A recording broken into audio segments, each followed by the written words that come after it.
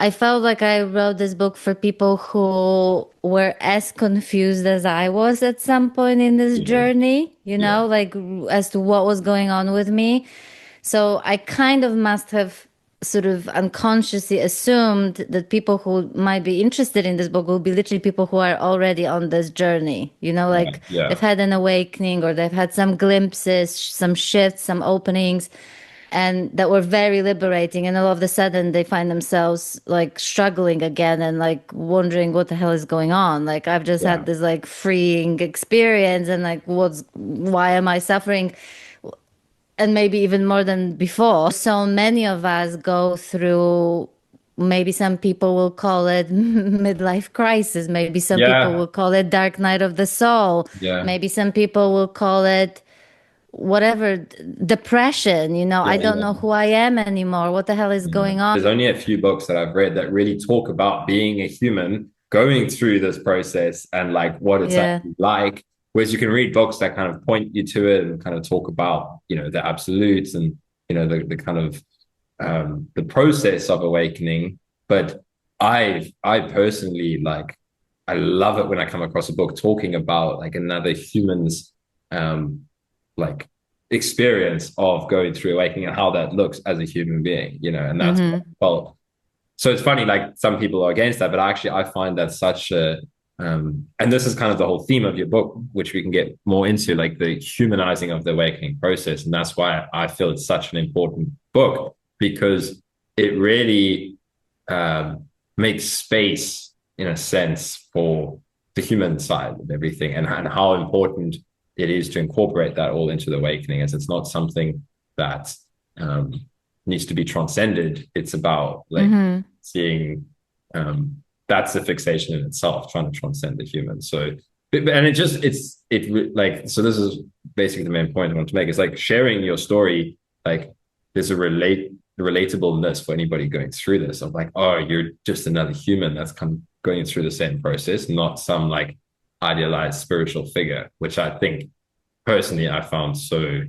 I just love that kind of a book, and then and this is the other point I want to make, and there's transmission in the sharing the story, right? The mind could be like, oh, or like somebody else could be like, oh, it's just sharing another story, but Mm-hmm. sharing that story like throughout all the stages, there is the lived experience of the awakening comes through on the paper. So there's something really powerful in sharing a book in that way. Yeah.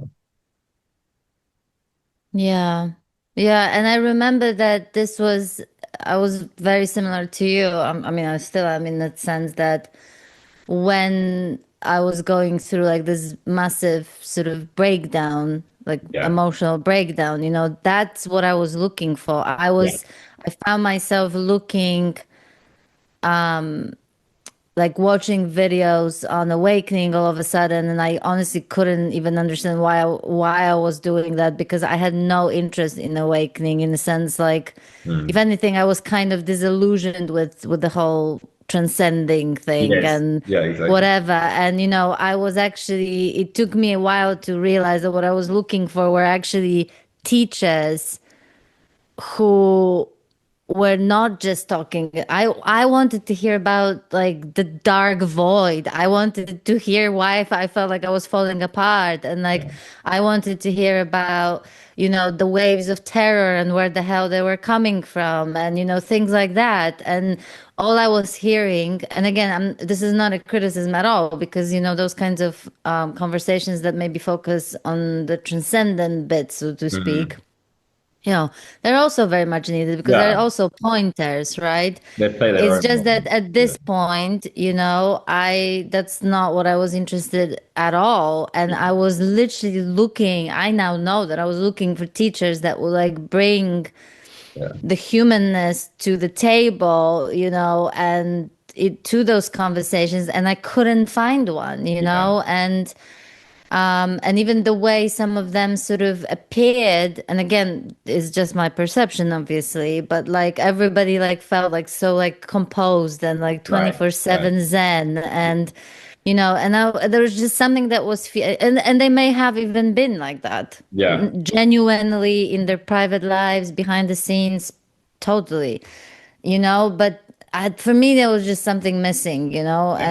and in like there was like humanness and a sort of aliveness, you know, that also comes with that. And so I was feeling like I was looking at like persona, you Right. know, Yeah. a carefully crafted persona versus like a genuine kind of Yeah. human expression that also includes being the teacher and, you know, Yeah. whatever, right? But again, that was just my perception. So, which is probably one of the reasons why, you know, I nearly like choked on my coffee because I was sitting and I got a message from you and you were reading the manuscript and you said, this is almost like as good or something like that as The End of Your World by Adyashanti. And I nearly choked because like I literally was like, are you kidding me? Like this is literally, but there's not one book that if you compared my book to like that, I mean, I'd be still flattered. There's plenty of books that I really enjoy. But of Yeah. all those books, that would be like one you could just so yeah, I nearly choked and like spilled stuff on me and everything because I couldn't believe it. I thought I probably thought for a moment that you were kind of joking or just like trying to be nice or something like that. But Yeah. then I knew that you wouldn't just say it. So that really was like something because it so happened, as you know, that Adyashanti's The End of Your World is one of my favorite books of all times. Yeah. And it was precisely one of the very no, I think it was Jed McKenna's book that I read first. I don't actually know the sequence anymore. I know when it comes to like the sequence of events and timelines, I'm not 100% sure what came first, but you know, I remember reading Adyashanti's book, The End of Your World, and I had probably similar reaction to like what you had reading my book, that it was like, Yeah. oh my God, Yeah. finally someone is talking about this other whole side of Yeah. this awakening process, of this journey that not many people are talking about, you know? So I think this goes back to probably what you're saying with the telling the story, you know, because he Yeah. told the story Well, that's about it. his Yeah. experiences, Yeah. right? And you could relate, and that's why. So I'll talk a little bit why I made that comparison, because for both, like, so I read Adyashanti's The End of Your World a couple of years before you wrote Hmm. the book. And at the same, like, again, when I read that, it was like I'd had some of the initial shifts and all of that, but there was something so again, for me, that was like the relatableness of like what, and I'll talk about that from what I got from your book as well.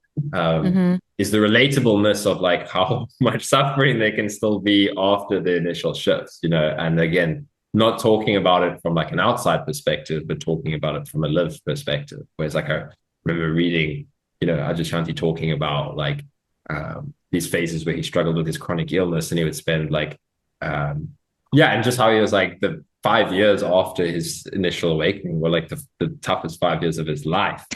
Um, For me, it was only 10. yeah, you win.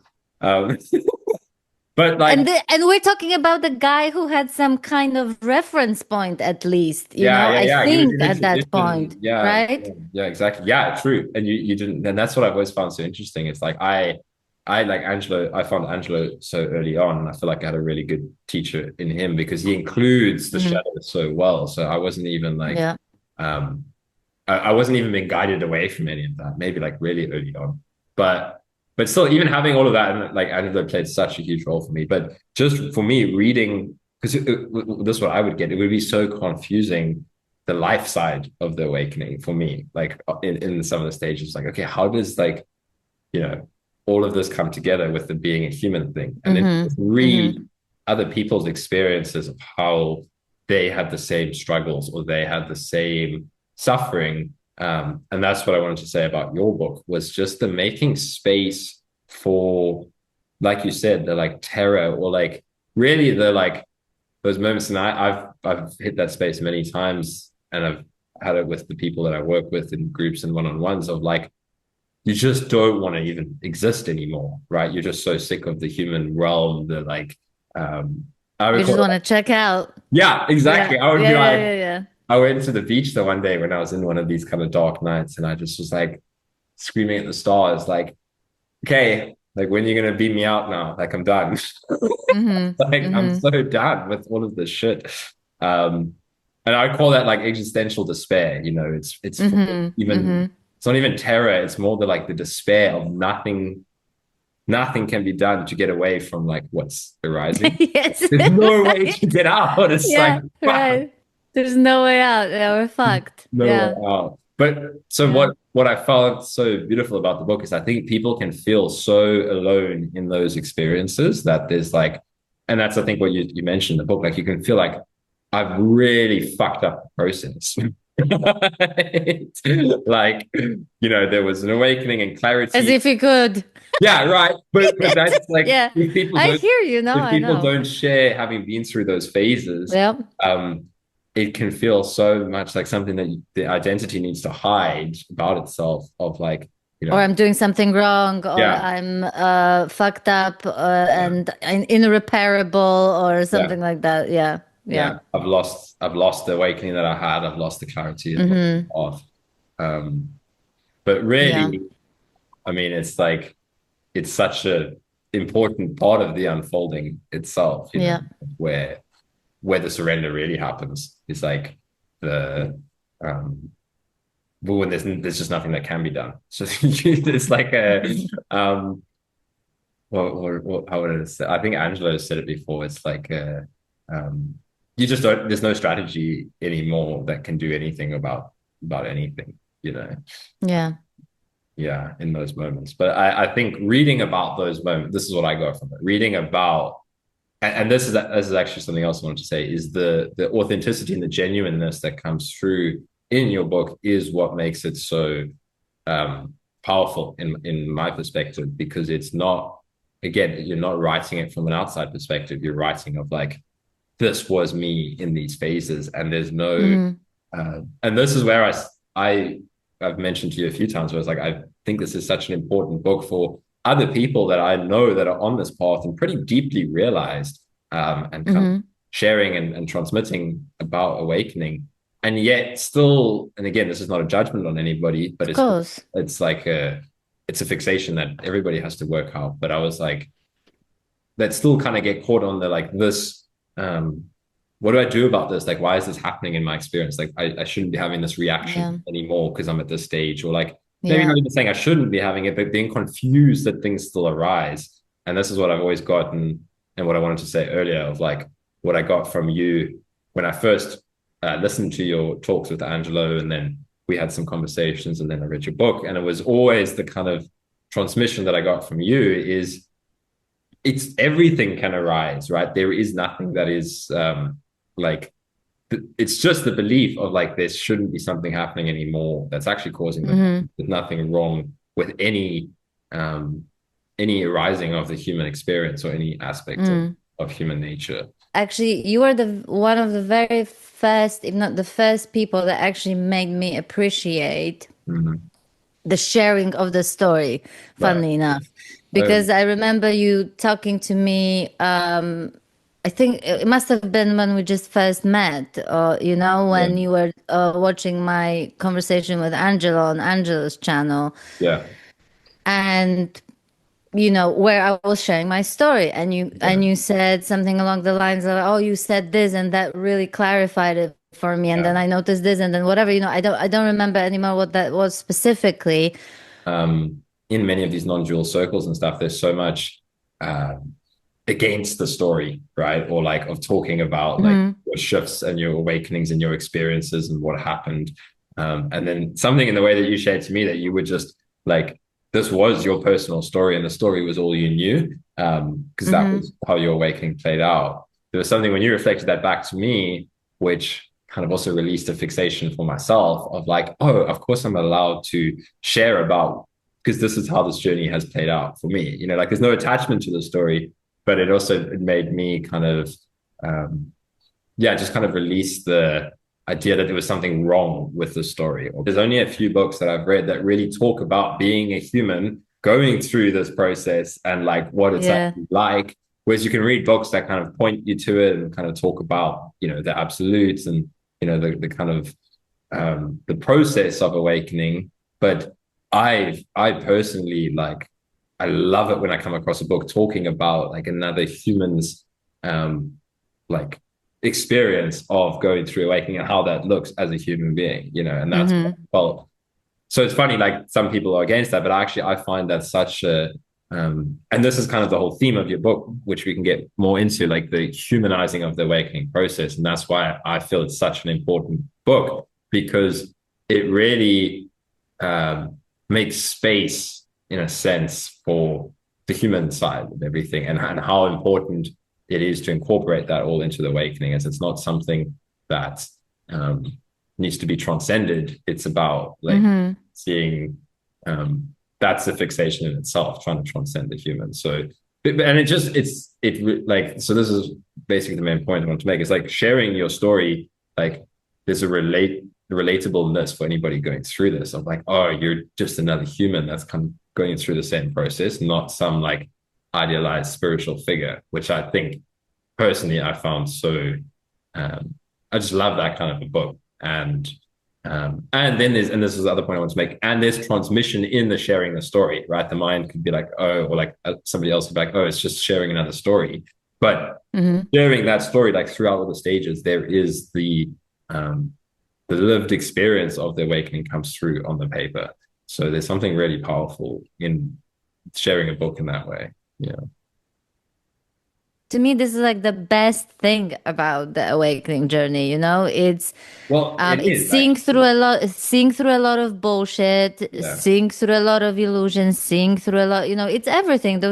This is what I'm saying. It's not that those shit don't, and I think it's it's actually I understand why people get frustrated and annoyed when someone has seen through it all, so to Right. speak, and then Oh, they're yeah. like, just whatever, you don't have to do anything, and like, none of it matters. And I can see how annoying that is, because yeah, I get that it looks to you like that now, but like it Yeah. didn't, only a month ago or only a year ago or something like that. So everybody's journey is exactly unfolding the way it must.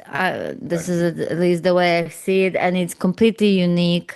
And like I said, it's not to say that there aren't obviously there definitely, especially when you look in retrospect, there's definitely patterns, Yeah. and I'm sure that there are people who can read my story, even though my journey unfolded outside of any tradition and practice. I'm pretty sure that Yeah. give my book to Daniel, give my book to whoever is into like particular tradition, and they'll be able to identify specific, in Mm. other words, fit my story into the framework and find like where it fits, and so on, but you know but this is the funniest. Actually, I'm gonna quote someone, not me. Yeah, that's what I loved I about love the book as well, as all the quotes you the had. quotes. Yeah. I love the quotes too. Where is it? Yeah, the spiritual quest is a journey without distance. You travel from where you are right now to where you have always been, from ignorance to recognition. For all you do is see for the first time what you have always been looking at. That's by Anthony de Mello. And this is why, when you see, I don't know if you can see it, like Yes. if you see this circle and there's this person here, so you start as a human, you go around, you Yeah. go through these seeming shifts and things, and then you basically end up Yeah. Back. you literally end up where you started, being human. And I would say even more fully human than you've ever been, Yeah. only the Well, healthier, the saner version yeah. of that.